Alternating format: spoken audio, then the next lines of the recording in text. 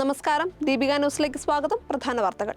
Medical college ആശുപത്രിയിൽ ശസ്ത്രക്രിയയ്ക്ക് വീട്ടമ്മ വയറ്റിൽ കത്രികയുമായി 5 വർഷം വേദന തിന്നതിന് ആര് മറുപടി പറയും എന്ന ചോദ്യം ബാക്കി. പുന്നപ്ര തെക്ക് പഞ്ചായത്ത് 5-ാം വാർഡ് 40-ൽ ചിറ ഉഷ ജോസഫാണ് ഡോക്ടർമാരുടെ അനാസ്ഥയിൽ നരകയാതന അനുഭവിച്ചത്.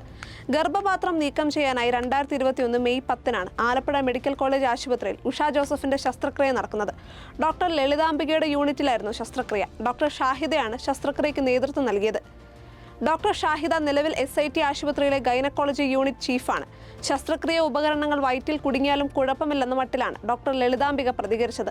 സംഭവത്തെക്കുറിച്ച് ഓർമ്മയില്ല എന്നായിരുന്നു ഡോക്ടർ ഷാഹിദയുടെ പ്രതികരണം. ആലപ്പുഴ മെഡിക്കൽ കോളേജിലെ ചികിത്സാ പിഴവ് വേദനാജനകവും ദൗർഭാഗ്യകരവുമാണെന്ന് ആരോഗ്യമന്ത്രി വീണ ജോർജ്.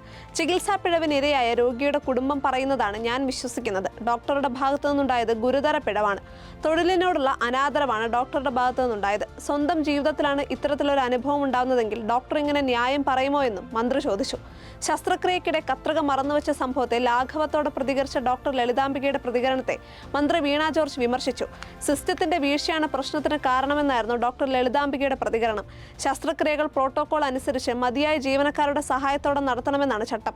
ഇതിന് വിരുദ്ധമായി പ്രവർത്തിച്ചവർക്കെതിരെ നടപടിയുണ്ടാകും. ശസ്ത്രക്രിയക്കിടെ വീട്ടമ്മയുടെ വയറ്റിൽ കത്രിക കുടുങ്ങിയ സംഭവത്തിൽ ഇന്ന് തന്നെ പരാതി നൽകി നിയമപരമായി മുന്നോട്ടു പോകുമെന്ന് ഉഷ ജോസഫിന്റെ മകൻ ഷിബിൻ. ഡോക്ടർക്കെതിരെ നടപടിയെടുക്കണമെന്നും നഷ്ടപരിഹാരം വേണമെന്നും ഷിബിൻ മാധ്യമങ്ങളോട് പ്രതികരിച്ചു.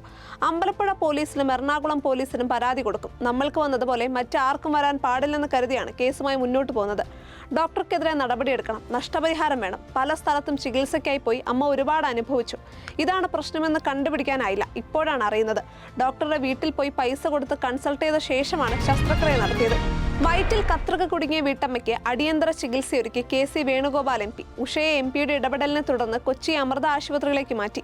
അമൃത ആശുപത്രിയിൽ ഉഷയെ സ്കാനിങ്ങിന് വിധേയയാക്കി. സ്ഥിതി തൃപ്തികരമാണെന്നും ശസ്ത്രക്രിയ നാളെ നടത്തുമെന്നും ആശുപത്രി വൃത്തങ്ങൾ പറഞ്ഞു.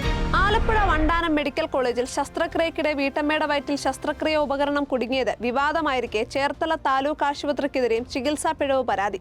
അപകടത്തിൽ പരിക്കേറ്റയാളുടെ കൈയിലെ ചില്ല് നീക്കാതെ മുറിവ് തുന്നിക്കെട്ടിയെന്നാണ് ആരോപണം. തുറവൂർ വളമംഗലം സ്വദേശി രാധാകൃഷ്ണൻ പിള്ളയാണ് പരാതിയുമായി രംഗത്ത് വന്നത്. ഓട്ടോ ഡ്രൈവറാണ് 60-കാരനായ രാധാകൃഷ്ണൻ പിള്ള. ഡിസംബർ 18-ന് ഓട്ടോയ്ക്ക് കുറുകെ നായ ചാടിയാണ് അപകടമുണ്ടായത്. ഓട്ടോ മറിഞ്ഞ് ചില്ലുൾപ്പെടെ തകരുകയും രാധാകൃഷ്ണന് തലയ്ക്കും കൈക്കും പരിക്കേൽക്കുകയും ചെയ്തു. തുടർന്ന് ചേർത്തല താലൂക്ക് ആശുപത്രിയിൽ ചികിത്സ തേടി. മുറിവ് വൃത്തിയാക്കാതെ തുന്നിക്കെട്ടിയെന്ന് രാധാകൃഷ്ണൻ ആരോപിക്കുന്നു. ഇതിനുശേഷം കയ്യിൽ നിരന്തരം വേദന അനുഭവിക്കുകയും ചേർത്തലയിലെ സ്വകാര്യ ആശുപത്രിയിൽ ചികിത്സ തേടുകയും ചെയ്തു. ഇവിടെ നടത്തിയ പരിശോധനയിലാണ് ചില്ലിന്റെ കഷ്ണം തറച്ചിരിക്കുന്നത് വ്യക്തമായത്.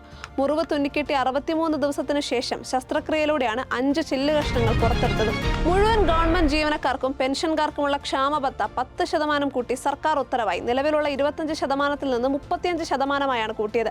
താൽക്കാലിക ജീവനക്കാർക്കും വർധന ബാധകമാണ്. നിലവിൽ സർക്കാർ ശമ്പളം കിട്ടുന്ന ബോർഡുകൾക്കും കോർപ്പറേഷനും ബാധകമാകും. ഏപ്രിലിൽ കിട്ടുന്ന മാർച്ചിലെ ശമ്പളത്തോടൊപ്പം വർദ്ധിപ്പിച്ച DA വിതരണം ചെയ്യും. കഴിഞ്ഞയാഴ്ച 3% DA കൂട്ടി ഉത്തരവിറക്കിയിരുന്നു. ഇതോടെ DA കുടിശ്ശിക പൂർണ്ണമായും നൽകിയെന്നാണ് വിലയിരുത്തൽ. ശബരിമല സ്വർണ്ണക്കൊള്ള കേസിൽ തന്റെ അറസ്റ്റിന് പിന്നിൽ സർക്കാരിന്റെ പ്രതികാരമാണെന്ന് തന്ത്രി കണ്ഠര് രാജീവ്.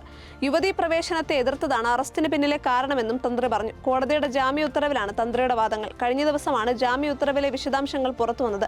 ഭരണകക്ഷിയിലെ ഉന്നതർക്ക് തന്നോട് രോഷമാണ്. ഭരണകക്ഷി നേതാക്കൾക്കൊപ്പം തന്ത്രിക്കും സ്വർണ്ണക്കൊള്ളയിൽ പങ്കുണ്ടെന്ന് വരുത്താൻ കഥ മെനയുകയാണ് ചെയ്തതെന്നുമാണ് ജാമ്യ ഹർജിയിലെ തന്ത്രിയുടെ വാദങ്ങൾ. കട്ടളപ്പാളി കേസിലും ദ്വാരപാലക ശില്പ കേസിലും തന്ത്രിക്ക് ജാമ്യം ലഭിച്ചിരുന്നു. തന്ത്രിയുടെ ഇടപെടൽ സംബന്ധിച്ച് മതിയായ തെളിവ് ഹാജരാക്കാൻ പ്രോസിക്യൂഷന് കഴിഞ്ഞില്ലെന്ന് ചൂണ്ടിക്കാട്ടിയാണ് കോടതി ജാമ്യം അനുവദിച്ചത്. സംസ്ഥാനത്ത് സ്വകാര്യ ആശുപത്രികളിലെ നഴ്സുമാർ ശനിയാഴ്ച പണിമുടക്കുമെന്ന് യുണൈറ്റഡ് നഴ്സ് അസോസിയേഷൻ. ഏറ്റവും കുറഞ്ഞ വേതനം 40,000 രൂപയാക്കി ഉയർത്തണമെന്നാവശ്യപ്പെട്ടാണ് പണിമുടക്ക് നടക്കുന്നത്. ശനിയാഴ്ച ആശുപത്രികളിലെ 1/3 ജീവനക്കാർ ജോലിക്ക് കയറും. ബാക്കിയുള്ളവർ സൂചനാ സമരത്തിൽ പങ്കെടുക്കും. പണിമുടക്ക് ദിവസം അവകാശ പ്രഖ്യാപന സമ്മേളനവും നടക്കും. തൃശൂരിലായിരിക്കും അവകാശ പ്രഖ്യാപന സമ്മേളനമെന്നും ഭാരവാഹികൾ പറയുന്നു. തന്റെ നിലപാടുകൾ പൂർണ്ണമായും BJP-ക്കൊപ്പമല്ലെന്ന് അഖിൽ മാരാർ. അതുകൊണ്ടാണ് നേരിട്ട് BJP-യിൽ ചേരാത്തത്. താൻ 70% BJP-ക്കാരനാണ്. ചില വിഷയങ്ങളിൽ യോജിക്കാൻ കഴിയുന്നില്ല.